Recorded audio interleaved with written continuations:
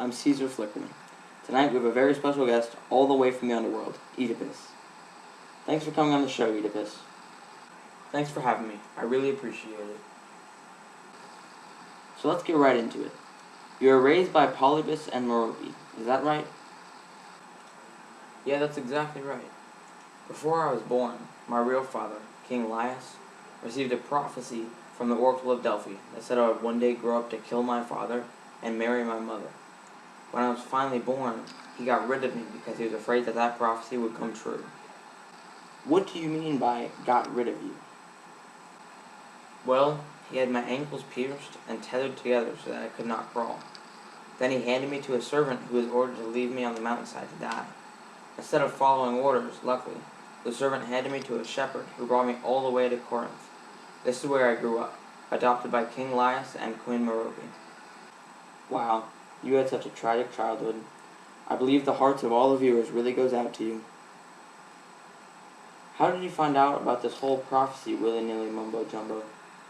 It's funny that you ask, actually. One day, when I was a young man, a drunkard that I didn't recognize came stumbling into town telling me that I don't share blood with my parents, that we aren't related. I didn't believe him, but I still talked to my parents about it. They denied the whole thing. I had to find out the truth, so I asked the Oracle of Delphi about it, who told me I was destined to murder my father and marry my mother. I love my mom and dad, or I thought they were my mom and dad, so I didn't want to do that to them, so I left. Where did you decide to go? I decided to go to Thebes because it was far away from Corinth, and I thought it would be safe there. As it turns out, my real parents were at Thebes, so I walked right to them. On my way there, I reached a point in the road where 3 roads crossed. There, I encountered a chariot driven by my birth father, King Laius.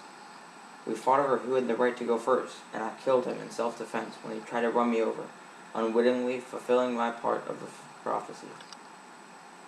As I continued my journey towards Thebes, I encountered a sphinx. The sphinx guarded Thebes. Anyone who wanted to enter had to correctly answer her riddle. As I approached her, she spoke. What walks on 4 feet in the morning, 2 in the afternoon, and 3 at night? I replied, man. As an infant, he crawls on all 4s. As an adult, he walks on 2 legs, and in old age, he uses a walking stick. I was right. She was stunned, and out of shame, she killed herself. Wow, what an amazing story. What happened once you got to Thebes? After I surpassed the Sphinx, I was celebrated throughout Thebes. As a reward, I married the Queen of Thebes, who I didn't realize was my mother, because her husband, my father, recently was found dead outside of the city. Years passed peacefully, and all was well. Then all of a sudden, infertility struck my great city. No one knew why the crops were not growing or why the women were not bearing children, so he found Tiresias, the blind prophet, to tell us what was wrong. After a heated argument, he revealed the truth. He told the entire gruesome story from beginning to end.